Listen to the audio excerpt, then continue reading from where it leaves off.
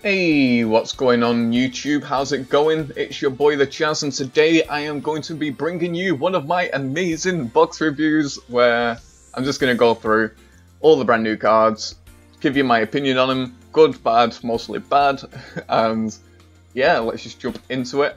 And first of all, the cards I am super hyped for, not that guy, it's right here, it's an SR, Silent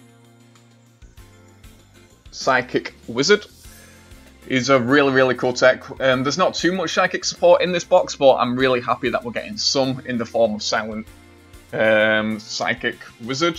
When this card is normal summon, you can target one psychic monster in your graveyard, banish that target. If this card is sent from the field to the graveyard, special summon the banished by this effect. Which is really cool because you can banish some combos that I've been thinking of with this card is obviously you can banish like a Borg from your graveyard. And then you can econ take your opponent's monster, which will put this in the graveyard, because it doesn't say it has to be destroyed, it just has to get put to the graveyard. So you can econ take, and then your Borg will come back, and then you can use your Borg's effect to power it up, banishing Wizard from your graveyard, which is a cool combo. Or you can like banish a Witch, and then bring back your Witch if you want to. Another thing you can do is banish a monster with Silent Psychic Wizard, and then use that Treacherous Trap Hole. Destroy your wizard and one of your opponent's monsters, and that'll special summon a psychic monster from your grave, which is really cool. And it doesn't like have a 4-star or lower psychic monster, it's just a psychic monster. So if you got a big boy in the graveyard, it'll just get special summoned to the field, which is really cool. Awesome card, really happy with that coming to the box. The main card on the box is this guy right here. I can't see him being too great in the fact that, I don't know, Winged Beasts, we don't really see too much play out of Winged Beasts too often. It's an alright card, it's not the best, but a lot more people are excited for other things in the box. But first I want to talk about this card right here, Widespread Ruin. People are kind of mad at this card, and some people are really happy about this card. It kind of powers Soul up, so they got rid of Massive Morph, and people are going to be just running this instead of Massive Morph in the stall decks. So, when your opponent's monster declares an attack, destroy the attack position monster your opponent controls with the highest attack, your choice if tied. Very powerful card. People have compared this to having that armor card, Satsu Armor or whatever it's called in the game. But Satsu Armor targets one of your opponent's cards before it destroys it.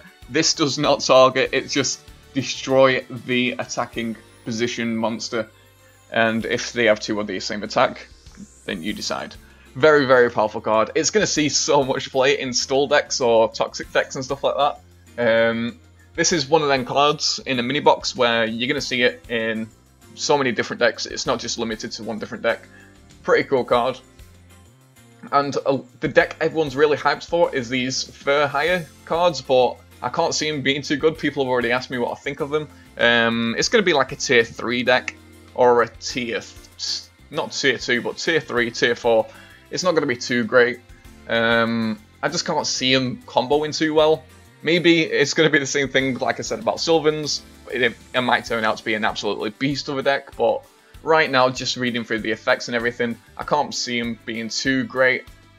But this deck right here, I think it's the most powerful one in the actual deck, and it's going to be at least about tier 2, tier 1, and that is Mecha Phantoms. I absolutely hated Mecha Phantoms in the meta. Not in the meta, but in the TCG meta. They were so powerful. There's so much stuff they can do. They bring out so many different tokens, and when they got tokens, they can remove tokens to special summon other Mecha Beasts. They can remove tokens to destroy your opponent's cards. And if you got tokens out, the monsters can't be targeted. They do so much stuff with tokens. And it's going to be such a powerful deck, and we can run Pulse Mines with them. Even though it's at 2 now, it's still possible to run 2 of them, which is really strong. The ultimate counter to this deck is going to be Lava Golem, because obviously when Mecha Beasts, they summon quite a lot of tokens, so you can just Lava Golem over the monsters. There's other ways to counter them as well. But it's going to be such a powerful deck. They swarm, they search, they special summon. They have a lot of protection, and it's just awesome to see that we're getting some Mecha Phantom Beast support. But it's such a tedious deck to face, such a powerful deck. And yeah, In the box as well, we do have Blowback Dragon. We had this card in the game for a while, but it was unplayable. We saw it on Bandit Keith's level 40. When you farm him, he runs this all the time. It's a coin flip card. Not the greatest card, but hey, we got it. It's in the game. And the other best archetype that's got added into this box is WindOps. The second I saw the WindUp, I'm like, oh my god, WindUps in Duel Links, completely busted. This deck is going to be so overpowered.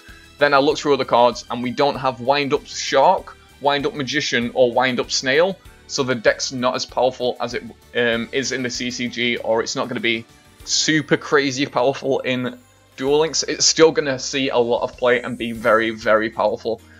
There's so much they can do. If you don't know about WindUps, in the TCG, it was rated one of the best decks for so long, but that's when we had XYZ summons and stuff like that. But on their own, in Duel Links, where we have lower life points, we have 3 monster spots, and the decks are thinner, I can see just basic WindUps being very powerful because of the swarming capabilities, special swimming capabilities. They just have so much different stuff that they do, and they're going to be very, very powerful indeed.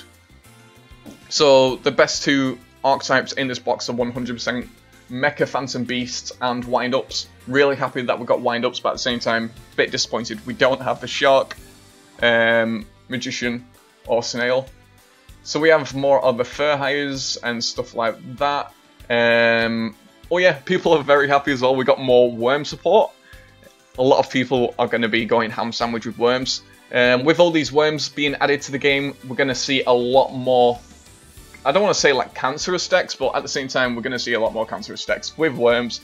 For the simple fact, Shadow Game Worms used to be such a powerful deck where you just make your opponent take a load and load damage while flooding the field with Worms, doing loads of crazy cancerous stuff. And now we have loads more Worm support. I can see Shadow Game Worms being one of the best decks in the game because they're going to counter like spellbooks and other stuff like that, because they're going to be your opponent's going to be throwing so much stuff into the graveyard for resources and stuff like that. So Shadow Game's going to be melting them down, and then your Worms on top with their cancerous effects are going to be so annoying. With your Warlords and your Victory, you got your Worm King and all the crazy stuff like that. So we do have WindUp Knight here. He's a pretty good one. He's not the best. We have WindUp Bat. We have all the other WindUps. We do have a new fusion in this box in the form of Machine Fusion effects, Barrel Dragon mixed with Blowback Dragon. This isn't going to see too much play. Maybe I can see Guns Blazing making a meme deck with this because he loves his meme decks with all sorts of crazy cards that are similar to this. It's not the best effect because obviously coin flip decks aren't too reliable, but hey, it might see some play, it might not. So we're just looking for them. There's more Worm support, more Mecha Phantom. So this box is just leaning towards mostly Sting. Oh yeah, I looked through that. It's not that great of a card. So in this box, if you like Worm decks, it's a box for you. If you like machine decks, 100% go for it, because the Mecha Phantom Beasts are very, very powerful machine deck, and it's going to be such a good deck. I think it's going to be ridiculously good.